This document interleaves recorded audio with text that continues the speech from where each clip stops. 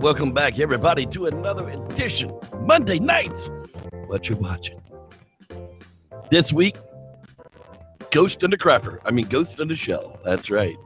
And that might preface my my thoughts on the movie tonight. Trailer trash talk. Who's what you want?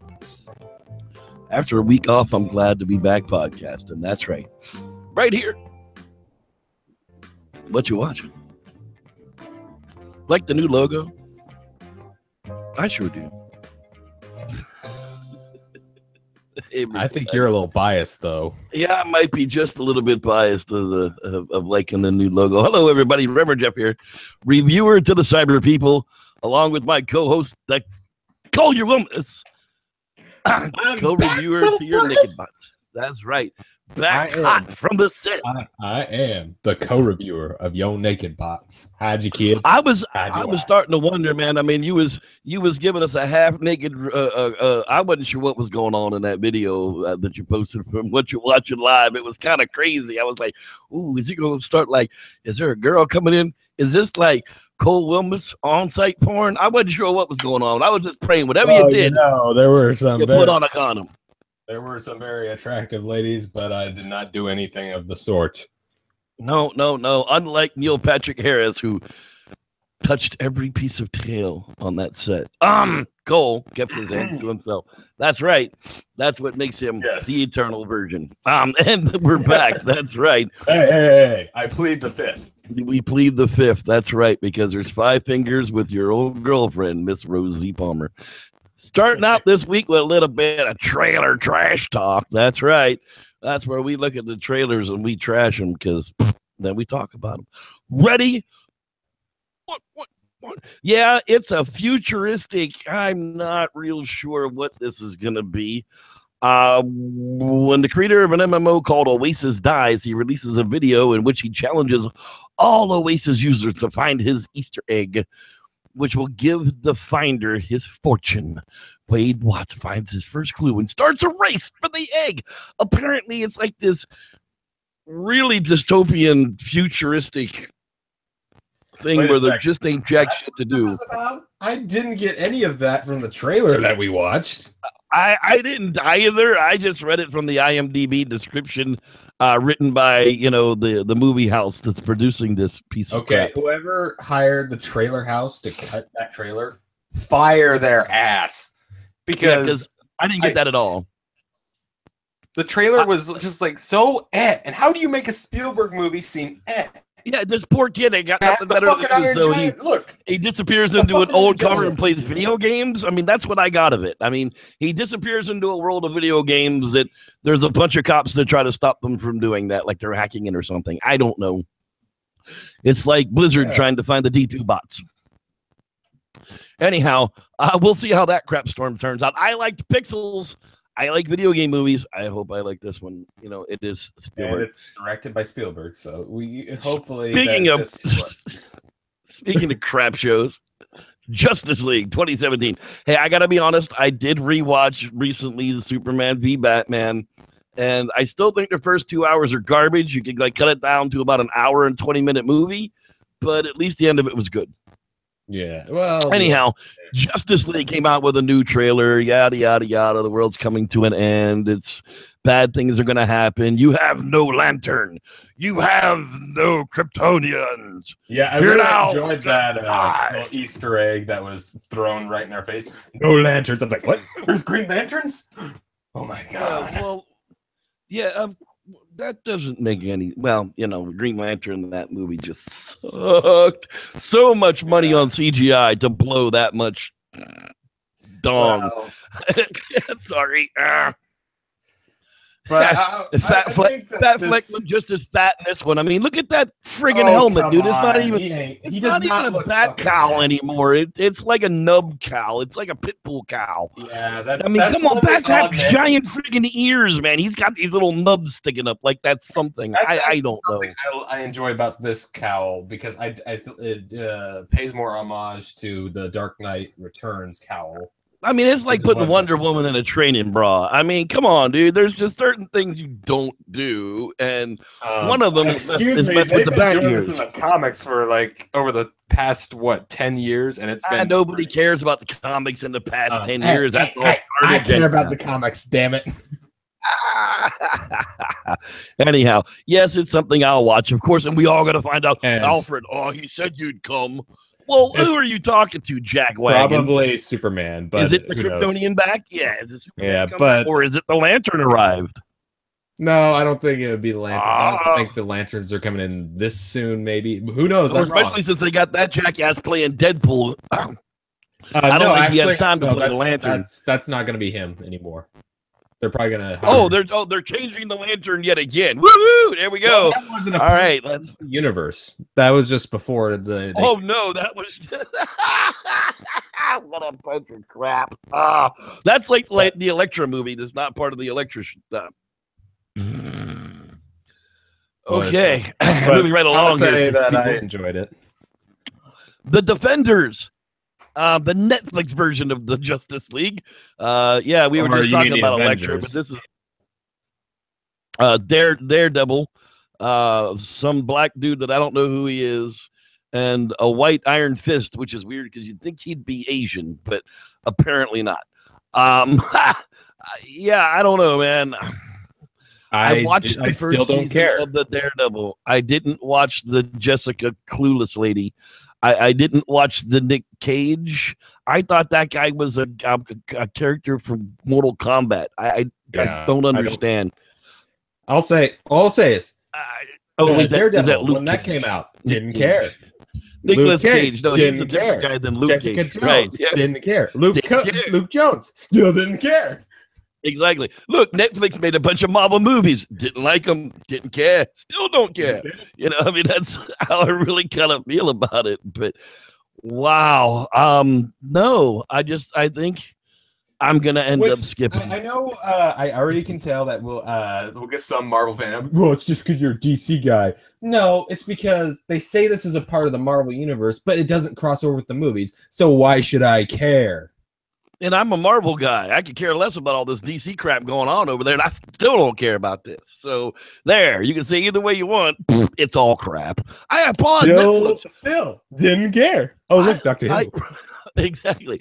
I applaud Netflix for going out there and getting this stuff done. I really do. But I hope they have the viewership for it, because you're a DC guy. I'm a Marvel guy. We're both comic book movie guys. You know, comic book show guys, but I even gave up on the whole friggin' Soldiers of S.H.I.E.L.D. or Jumbos of Tron or whatever whatever that crap show ended up being. I stopped watching that crap too. You know, once it's crap, it's crap. Yeah, I never cared anyways. So, hey, Cole. Hey, what you watching? Oh, well, I'm glad you asked. I've been watching some weird shit, man.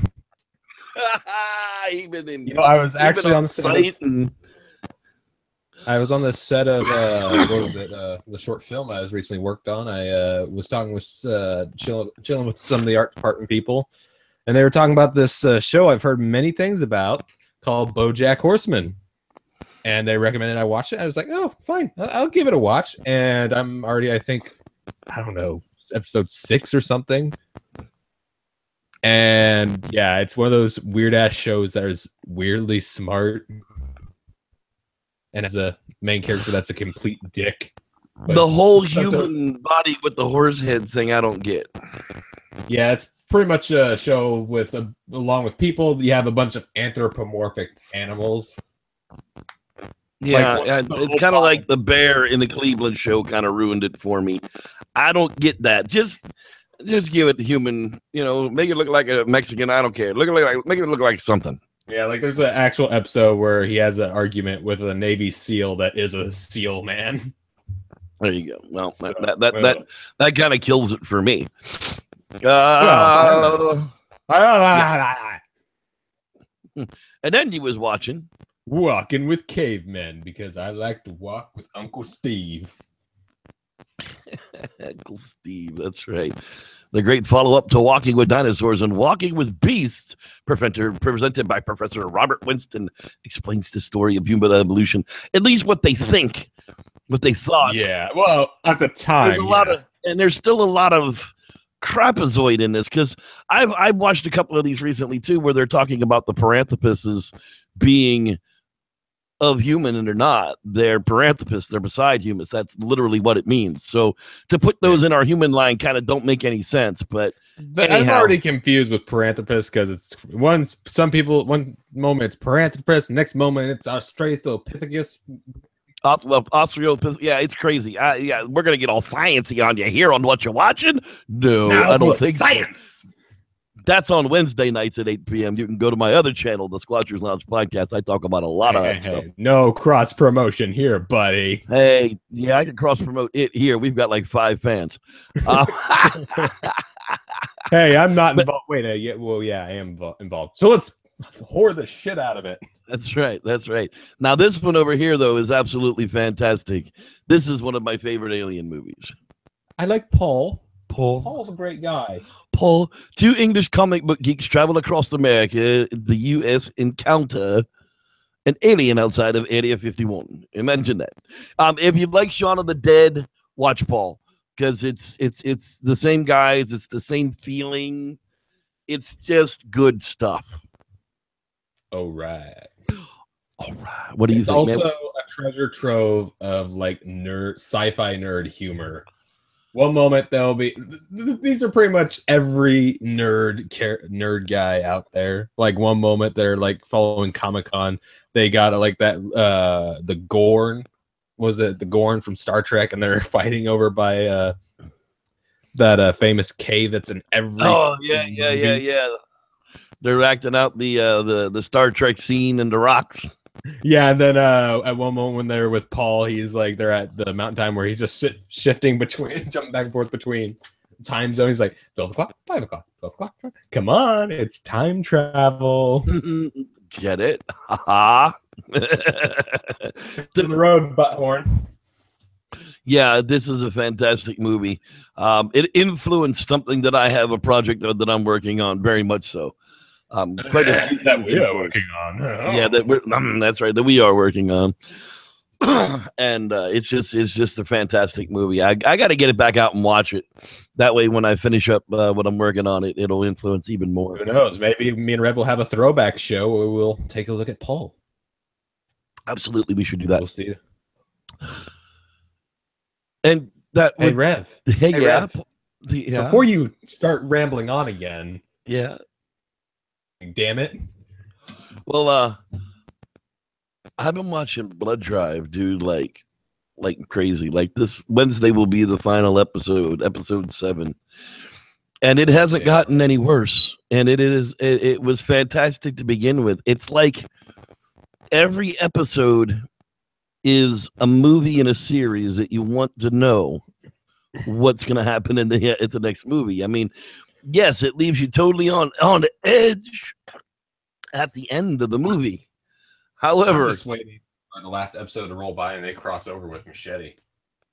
Dude, it's not even gonna happen because it's not even the same people. But it's definitely that. My fan fiction, dude. Machete in Space is supposedly like in production or something. So just chill. The more Machete is on the way. What's going to happen? The space station Machete is going to be on crashes right at the end of the race, and he just joins in on the bloodbath. Nice. That would be interesting. But season 2 of Blood Drive has already been approved. So there's going to definitely be Blood Drive 2. The race continues. This just proves that there's a whole lot of sick fucks out there like us. And I'm kind of proud to say that I have been desensitized to gore enough to enjoy the living shit out of these, boy. Just everything you want in a gory, horror-filled TNA movie. You get it, dude. And it's not just the chicks. The dudes are ripped. I mean, one guy's naked through like 4 episodes. Guys, I mean, I think this is Reverend's coming out.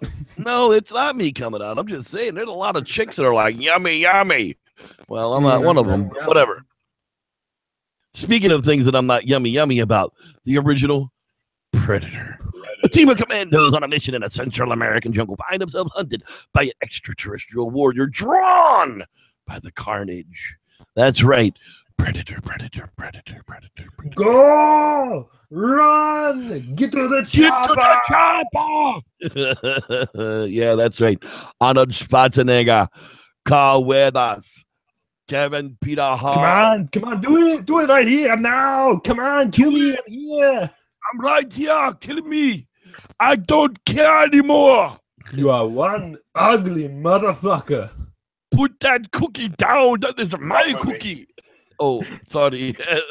Yeah, we get that. Would be an interesting movie where Arnold walks into the kitchen and the Predator's stealing his cookies. Put that cookie down. He did that. Walks in with the M60 on poor Phil Hartman and blasts his ass for eating his cookie. Put that cookie down. Remember when I said I'd kill you last? I lied. But yeah. We're getting really off track now. We are too. Predator 2. We're on back to back, and I like Predator 2 because it's got one of my favorite. Poor Gary Busey. I mean, before he got smacked in the head and turned into, yeah, he really was a great actor. I loved Gary Busey and quite a few. He was freaking talking about having like stuff in common with one actress by liking onion rings. Like, yeah, well, hey, over there, that lady, I like her. She likes onion rings just like me. Yeah. She's my kind of lady. She likes onion rings. I mean, whatever you do, don't give Gary Busey the keys to the bus and not expect him to drive it over the cliff. That's all I got to say about that. I like to do that every Wednesday night. Every Wednesday night, that's right. And then last Tuesday, I got to finally catch. Oh, crap. I'm not listening. Yeah, after the apes suffer unimaginable losses, Caesar wrestles with his darker instincts and begins his own mythic quest to avenge his kind. I'm not going to give away any plot lines because I'm going to give y'all one more week to see this before I start to talk about it. But yeah, because coincidentally, by next show, I would have seen it, so then we can talk about it. A few things I want you to watch out for when you watch this thing, and I'm not going to give away anything, any of the plot lines or anything. But one, the horrible body structure of these apes. They've made them all human length legs. They make them all walk around on two legs, and they have almost all nearly white human eyes. These are the same apes from the last movies that had ape legs and ape eyes. These are not generations later. Don't you remember that in the LZ whatever virus it affected their eyes? Only on the one that was born. No, it did it to all the other ones too. It gave them Flex of Green. No. Yes. No, rewatch yes, it gave them Flex. Yes, it gives them Flex of Green, but it doesn't turn them into human-looking eyes. They totally humanized the apes, is what they did, and I didn't like it. I felt it was horribly done to a point that it was obvious that they were humanizing these apes. They even make comment in it in the movie. So I just yes, they changed the eyes so that you know that they had the intelligence, but that's the only thing that would have evolutionarily changed in their body. They wouldn't all of a sudden have human-like hips and want to walk around on two legs. It's not comfortable for an animal who's made to move on four to walk on two. That's why they're so awkward in doing so. But all of a sudden, these apes are stomping around like they're Sasquatch, like they've evolved somehow, a couple of 100 million years. So I'm just saying, when you watch it, there's some downfall to it. But the storyline is great. Bad Ape is my favorite character. Wait, Rev, I thought you said we weren't going to get sciencey on this show. Shame on you. Yeah, whatever. You contradicted yourself. But yeah, Bad Ape is my absolute favorite character. I won't tell you anything more than that. Ape. But yeah, Bad Ape is my favorite character, and you'll love the movie. The movie's great. The movie's absolutely great. It's just those humanizing things, and then to make comment about it in the movie was just so dumb. Wait, Rev, you said you hated one little nitpick on the movie? You hate America! I hate America. Yeah, I know. I'm just horrible about it. And then, you know, that stupid Marky Mark Planet of the Apes movies doesn't even have anything to do with this. So there's still like 7 more movies they can make. Well, it's absolutely want Marky Mark's Planet of the Apes to be anywhere near this movie. I liked Marky Mark's Planet of the Apes, actually. I thought it was a pretty good homage to the old time, especially with the costuming and stuff. So that's we don't talk about monkey love here. Monkey love, that's right. That's monkey love. That's right, baby. We're going to talk about Steak Stocks Live with Cole in the Rev. We're talking monkey love tonight. Yeah, with the Michael Jackson looking ape and the Marky Mark. That's right. The Bubbles the ape. All right. Well, let's see who's down and out in what you're watching. Say hi to everybody because I've missed you guys. I missed you guys so much. And there's a bunch of people hiding around outside there. Let's see here. Well, we've got Gary and Whitney White. They must have some coverage tonight. How you doing, guys? Hey guys, we missed you, man. Starshine. She's gonna go see that next week, so she'll be ready to watch. Let's see here. Stan Squanch Rivera. How you doing there, Chief? Yes, glad you're in town with us tonight. Dean Cooper. I'm coming down. It's all phony and made up. No. That's right. Who else is floating around out there? I saw a Squatch Box. She's out there. So Mr. Christopher, he must be floating around out there with a bunch of little baby cousins. Are you respecting your mother? Are you listening to your mother and eating your vegetables? Eat your vegetables. That's right. Potatoes are vegetables. Technically, so is macaroni and cheese. Kurt. Eat all your macaroni. Harris. How you doing, Kurt? Glad to see you tonight, buddy. Man. Up. Looks like that might be close to being it tonight. We got 6 people watching live. Lance Windsor. Wow. How you doing? Lance, how you doing, man? Up there's our pal Rod Dupree. He's always in the place to be. Oh, gotta That's get right.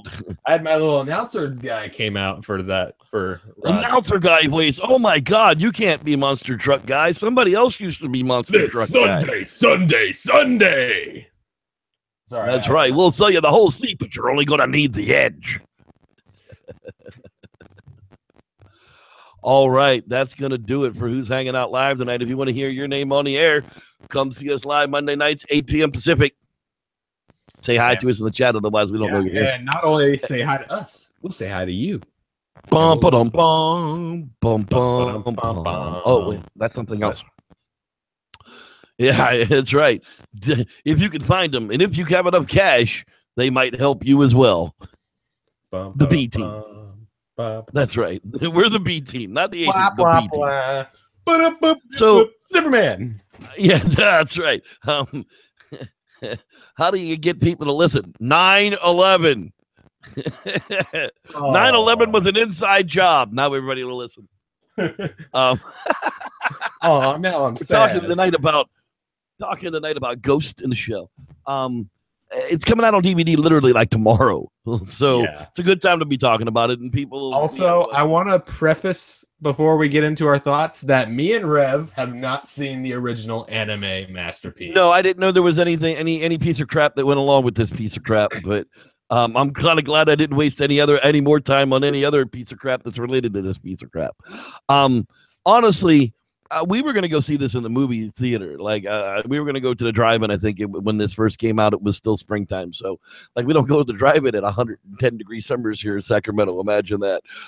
Literally, it's like 98 degrees here until like 10 o'clock at night. It's just stupidly weird. There's so much concrete and there's holes in the eat. Anyhow, I'm kind of glad we didn't because God in heaven help me. This was a horrible shit show. I only wanted to prove once and for all that Scarlett Johansson didn't have a vagina. I've said it over and over and over again. As the movie she does goes on, she wears tighter and tighter and less clothes, and she has absolutely no vagina. There is no sign of a vagina on Scarlett Johansson in any of the Avenger movies, and she wears skin-tight clothes. Is that like... I'm not saying I want to see a camel toe.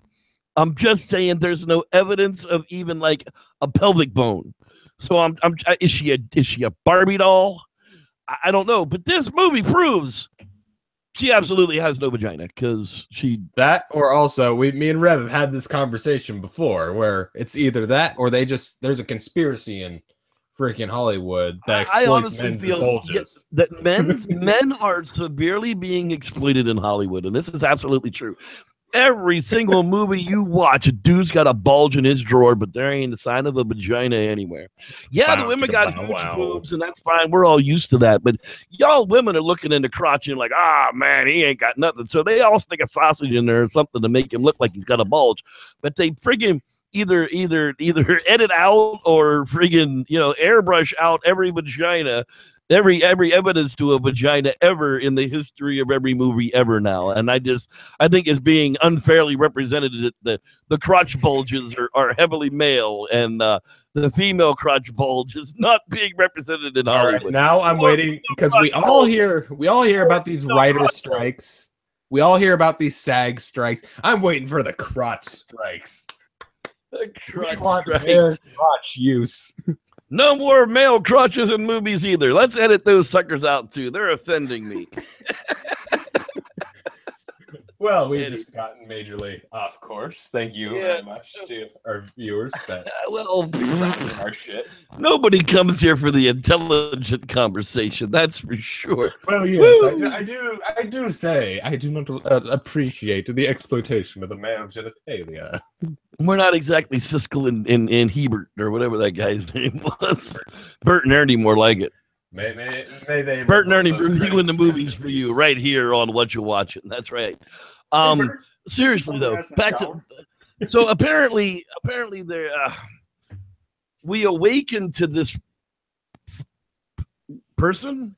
Yes, this person. Thing. Basically, I don't know what the hell it is, but 5 minutes that in this world the line between robots and humans is drawing thinner and thinner, and our main character is quote unquote one of the only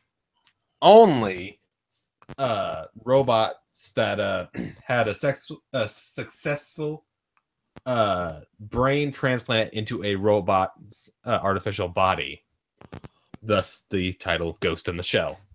But where did we learn that? Like, if I just turned... I was going to say, in the first 5 minutes, dude. She's being rushed into the hospital. Then we see her brain transplanted into this robot skeleton. It goes through this weird 3D dip printing where they dip the skin onto her. Being somebody who is able to dissect screenplays, per se, it would have been nice to have even somebody, a doctor in the background when it was waking up, kind of talking about that being her, because I didn't get that. I didn't get that at all. Dude, did you just space out for the first 5 minutes? Because they had her waking up to the doctor that helped with the surgery or whatever. I know, I did. No, I caught that, but why was it telling it to breathe? It's an android. It shouldn't have needed to breathe. Well, it's probably the brain. I understand. The brain wouldn't have cared. The brain would have sent an impulse to breathe, and the robot would have been like, discard that. That's how that works. There would have been no breathing. There would have been no inhaling or exhaling. I mean, this was a brain in a robot. Did they have robot lungs in there? They didn't explain any of that. I mean, so you really what was it breathing? To explain every little detail. I just got as much out of it as I needed. I do like the visual storytelling because, let's face it, movies are a visual medium, and I got all I needed out of the first 5 minutes. That, hey, this lady had a horrible accident. They put her brain in a artificial body. I got that. Nice and pretty. I got that. But then right after that, then we're rushed out into where she's already like a weapon. Like she's already in a military team. They assigned her to something, and she's standing on this friggin' rooftop in the middle of some fucking mission. And I was just lost. I was just like, where are we? Yeah. Why is she on this rooftop? Who is this Asian guy she's talking to? I was lost. I was just like, okay. So I went with it. Don't get me wrong. And then all of a sudden, there's all this cool visual effects that, well, none of that was really explained. That she had, special eyes that would be able to do. There was just so much that was just left up to Whatever, they'll figure it out.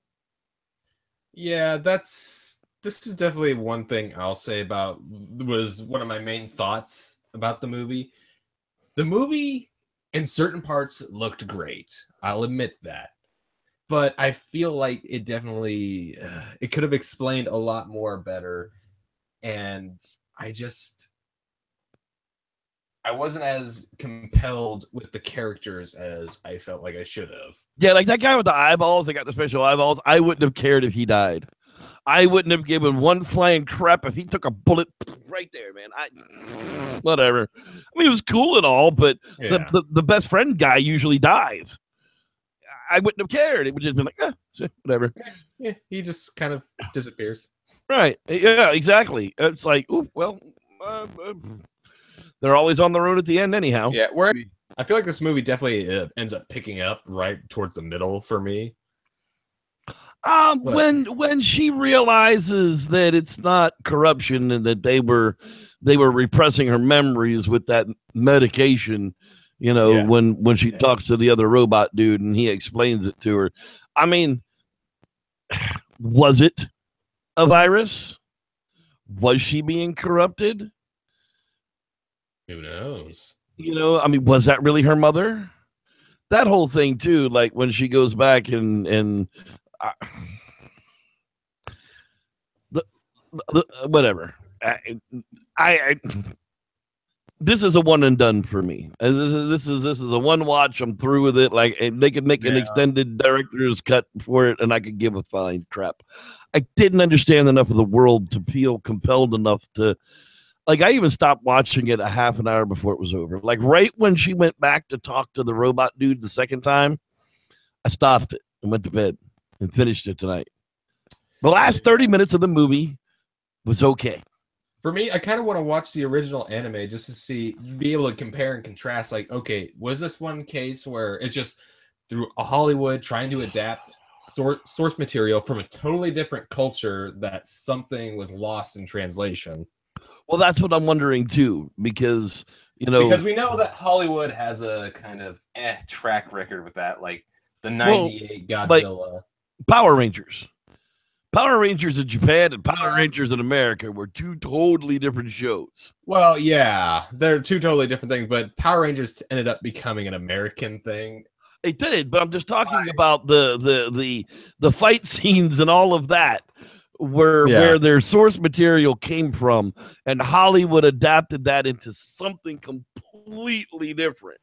They got lucky with Power Rangers. With this, I kind of feel like they failed.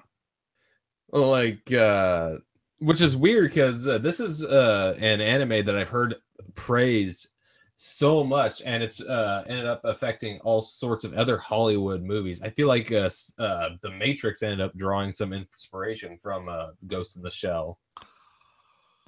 Those out there, correct me if I'm wrong, but I'm pretty sure I heard this somewhere at some point in time.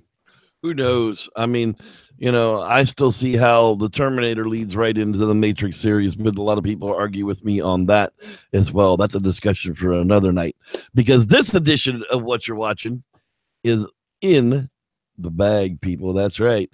Yeah, that was really the shortest review segment we probably had. Actually, it was like 20 minutes. I suppose. Maybe a little less. Whatever the case is.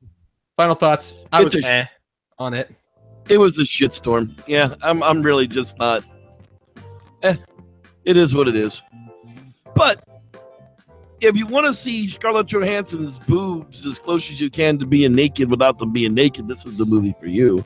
Is it just me, or is the way it's glitching makes it look like she has a nipple? Yeah, like right. Yeah, definitely. The nip slip. Oops. Although I picture her like silver dollar nipples. I don't know why. I just do. Oh God.